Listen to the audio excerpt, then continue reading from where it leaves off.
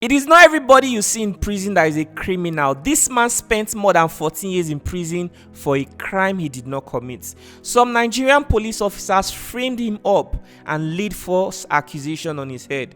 And when he came out of prison, he discovered his wife had left him and started a new family. His daughter of 6 months old had become a teenager. This man's story is a really sad one, and he's here to share it to the world. This is his story. Hi, my name is Chinedu Eze. Some Nigerian police officers set me up in 2005 that led me to the prison where I spent 40 years, and I am here to tell you my story. They said that I should agree with them. They are going to use me as a prosecuting witness against the escort of the man, that the escort of the man was the one who killed my client. I know I was discharged and acquitted, but my 14 years has gone, and I lost everything that I had labored for. My house was demolished alongside my properties. Everything I had, including my proposed wife. My daughter that was 6 months during the time, I came out and I met her as a teenager. Prison is another word from what you used to know as the real world. If you are in prison, we call the society real world. So when I got to the prison, I saw how people were trapped in one place. The most painful aspect of it is that most of them were innocent, just like me. Oh my goodness, sir, I can't believe you spent 14 years in prison for a crime you did not commit. Can you tell us how this happened? Yes, in 2005, there is this company I was working with as a driver. So there are this client I was driving to Sokoto State, and we were stopped by some policemen at the checking point, whom after going through the particulars of the vehicle, as if they wanted more, they started demanding for the custom duty of the vehicle. And my client got pissed off and started exchanging words with them. There was a heated argument to the point that they started beating him. They commanded that he should come down from the vehicle, dragged him down and put him in their own vehicle and said that all of us should drive to the station. And that is how they took us from the checking point to the station at Ilela, Sokoto State. So from there, they made a call to confirm if the police escort of the man is from Abuja, which the boss in Abuja responded that he's from Abuja, and the man also was from Abuja. My company as well is from Abuja. That's how they brought all of us back to Abuja. And at the night, when they were questioning the man about the vehicle, they were interrogating the man, and the man was shouting. I was hearing his voice because I was kept separately. The man was kept separately, to the point that I couldn't hear his voice again. And then this policeman came to me at night. He said, "Come, you are to help us and help yourself. We know that you are just a driver of this vehicle, but this time you need to help us and help yourself." I said, "What is the help?" And they said that I should agree with them. They are going to use me as a prosecuting witness against the escort of the man, that the escort of the man was the one who killed my client. And that is when it was done on me that my client was dead. And I told them I will not do such thing. I cannot be such a witness. Number one, it's too dangerous, and secondly, it is evil for me to lie against an innocent person. And then they told me, if you fail to do this, you will regret your life. I considered it a mere threat, but not knowing that it was more than a threat. So that's how they sent message to my office and asked the chairman of the company to come. They came demanding for the official diary of the company. They brought it, so the police seized it and said that they should go. That after their investigation, tomorrow morning I will come back to the office. They left. So tomorrow morning they were expecting me in the office, and then the police just packaged me and took me to court with the other policeman. I didn't know what charge was against me until we got to court. So when I was standing in the dock, they started reading the charge against me, that I conspire with that escort of the man to kill the man. And I started crying at the court. I told the judge that is not true. I was trying to explain to the judge, but the judge said, "Don't worry, calm down. A lawyer will speak for you." What's the judge's name? The judge is Justice A.M. Talba. Is now in Ibadan Appeal Court. Wow, This is serious. So while all this was happening, what about your family? They didn't hear from you because of what happened. At this time, I was in a relationship that I already have a daughter of 6 months. So I went to work. My family were expecting me that I would come back as usual, but they didn't see me and they didn't hear from me because I had no phone to communicate after the arrest. They seized my phone. Even my office didn't know about my plight until they were called to the police station to come. And after when we got to the prison, the office were not informed that they were going to take me to the prison. So they were also expecting me that I was coming back to the office with the official diary of the company the next day. But they expected and no way. They went to the station, they were turning them like this. It was a warder in the prison that went to my office to inform them that I was in the prison. So what about your family then? My family, as I said earlier, I had a daughter of 6 months. My proposed wife that time was with my daughter. So she waited for me. When she got to know that I was in prison, she started coming to visit me. But along the line, she got tired. After 2 years, she got tired and then she stopped coming. I didn't know that she has already found another relationship and she continued her life. Before I come out from the prison, she has already married another man and had 4 children already. This is really serious. And I must tell you that within that 14 years that I spent, because after 14 years, I was discharged and acquitted. So people were rejoicing and celebrating, but my own take is not, I know I was discharged and acquitted, but my 14 years has gone. And I lost everything that I had labored for. During that time was time of Erufai demolition. My house was demolished alongside my properties. Everything I had, I lost them, including my proposed wife. My daughter that was 6 months during the time, I came out and I met her as a teenager, a very grown-up girl. She didn't share that bond with me because of this thing that I knew nothing about. Which police station was this, and do you know the names of the police officers? The police station is First CID Area 10 in Abuja. In Abuja here, and although that policeman is Kola Wole, that was his name, but I've forgotten the second name. The other one is Abazie Emmanuel. They are about 4 teams of policemen. This is really sad. This is to tell you that not everyone you see in prison is actually a criminal. The justice system in Nigeria is not the way people think it is, and it is stories like this that shed light on some of these issues. I am so sorry about your experience. Can you tell us some of the sad things you had to experience in the Nigerian prison? Prison is another word from what you used to know as the real world. If you are in prison, we call the society real world. That place is not a real world. So when I got to the prison, I saw how people were trapped in one place, and the most painful aspect of it is that most of them were innocent, just like me. I was thinking that everybody that were in prison are all criminal. When I was outside before going to the prison, I was considering everyone there as a criminal. Not until I got there, and I understood that 90% of the people in prison are actually innocent. One thing pained me of a friend of mine that lost his life in the prison there.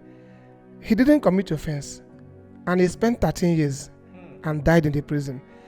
And the emotional part of it is that he was the only child to the mother. No brother, no sister. He was the only child to the mother. What was he accused of? He was accused of robbery, but actually he was selling shoes at Use Market. But when in the neighborhood where he lived, there was a robbery attack, and someone said, I heard the voice like his. That was all. Not that anybody saw him, but someone said, I heard a voice like his. And every effort he made to explain himself out to the police proved abortive. Jesus Christ of Nazareth. For somebody to just come out and say, one of the voices I heard sounded like this my neighbor's voice, and that was how his life got condemned. That was all. You see? So in the prison, I saw a lot of things. I experienced a lot of things that inspired me or prepared me to be doing what I am doing today. Because Can you tell us what you are doing today? so when I left the prison, I came out. I look at my life. Everything, as I said earlier, I've lost everything. And that is how almost every inmate in prison, as they come out, there's nowhere to start from. So most of them usually go back to prison because no place to start from. And then I look at it and what can I do to remedy this situation? I decided to establish a foundation called Chinedueze Foundation. So what do you guys do at your foundation? Now, this foundation, first and foremost, focuses on inmate welfare, their reformation, rehabilitation, and proper reintegration into the society. That is our primary focus. But we are not limiting our area, our thematic area in this only. Because before anybody goes to prison, most people go to prison, there is already a problem. And then we also are out to sensitize people about danger of crime and drug abuse and empowering the youths through communities. Those are the things that we do. This is sad. I mean, the fact that 14 years of your life was taken from you, I can't imagine what it feels like. It's a really sad one. So, can you tell us how your life is at the moment since you left prison? Have you been able to start your family? How is life for you? What is something you're asking God for? Anyway, I will say that it has not been easy, but God has been helping us. I've been able to remarry, and right now I have a daughter that is 1 year, 7 months today. Wow, congratulations. This is good news. So I would have come with her, but she's in school. She's attending a crèche class while my wife also is working. Now, like this morning before coming to this place, I'm just coming from the controller office, the controller of prisons command office, Gwagwalada, where I went to submit a proposal of what I want to do in prison for the inmate, the programs I want to do for the inmate in prison, Suleja and Kuje prison. So is a wide program that I need to replicate nationwide, but I want to start from the FCT. The program is actually bigger than me, but I am just trusting God that God will help us to achieve it. Because, all of us are praying for a safer society, but the answers to our prayer depends on what we can do to get people in prison reformed. A lot of them are coming out with anger because someone might have been punished for what he did not do. So he will say, okay, what else than to even commit the crime? There's nothing so painful as suffering for what you did not do. You understand? So right now, what I do is this NGO that I'm doing right now to support inmate proper reintegration into the society. So if anybody wants to support your journey of life now, you prefer them to support your foundation. Is that what you're trying to say? Because listening to your story is a very sad one. And what we do here is to shed light on important stories and also help people like you reintegrate back into society. Secondly, your vision for your foundation is a very beautiful one. And we at Lucky Udu Studio would love to partner with you, giving you visibility and connecting you with people who may want to partner with you also to help you achieve it. So tell the viewers before we conclude. Apparently, the main interview is on YouTube, but we saw that our interview videos are usually long, 1 hour. We can't post it on Instagram, TikTok, and Facebook. So we decided we'll be filming separately for these platforms that don't really like long videos. So that's why you're watching it. If you want to see the full one, go to YouTube and you'll be able to know the story in details. Can you tell us how we can support you?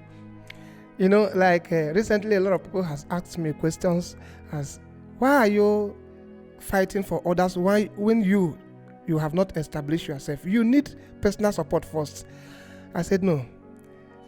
if you have experienced what I experienced and see the condition of the people in prison, you will know that your own situation is not. I am better than them because I am free.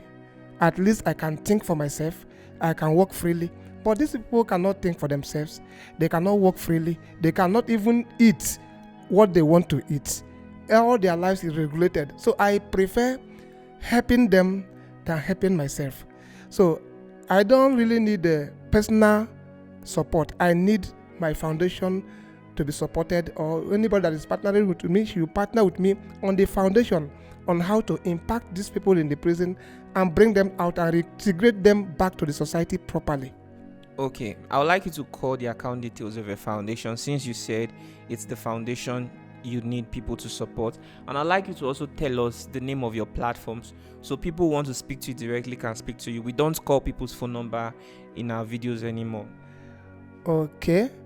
My phone number for... No, we don't call people's phone number. So call your account number. We'll also tag you to the video when it's posted. So once it's posted, people can reach out to you directly. You can also call your email address too. Okay. What's your email address? My email address is chinedu425@gmail.com. Okay. So hope this email is secure though. Me personally no go rush hacker. Okay, he wants to call the account number. Brothers and sisters, please let's support this man, because his story is a really sad one. And okay, Chinedu Eze Foundation, Zenith Bank, 122-955-6721. Okay, so brothers and sisters, whatever God lays in your heart, please reach out and support this vision of this man. I think this is what makes him happy. Okay, let's see how we can support him and partner with him to help him achieve something really important. And I'm sure there are so many people out there in prison that are innocent, but right now they don't have anybody to come, help them, save them. So, sir, if you have anybody like that, please let them come and share their story too. And I'm appealing to well-meaning Nigerians: support this man, support his vision, and God bless you so much. So what is your Facebook, Instagram? So our Facebook page is Chinedu Eze Foundation on Facebook. On Facebook, we also post videos and write-ups that educate the mind of people. Some of the video is the things that you need to do that will save you the chances of going to prison, because a lot of things that we take for granted can take you to prison. And our Instagram page is Chinedu Eze Foundation _official. All right, thank you very much. Our YouTube is Eze Humanity. Our website is ezehumanity.com. Are you okay? I just want to say God bless you as you partner with us, as you sponsor programs with us. You will not regret trusting us. You will not regret believing in us.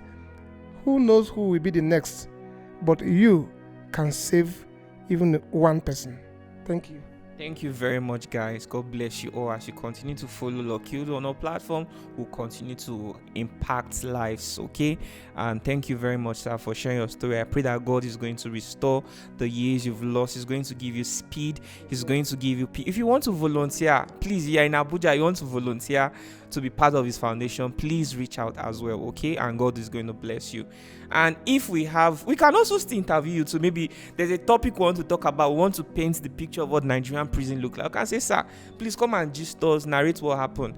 Okay, so we don't want this video to be too long. At this juncture, we have to say goodbye to the viewers. You want to say something else?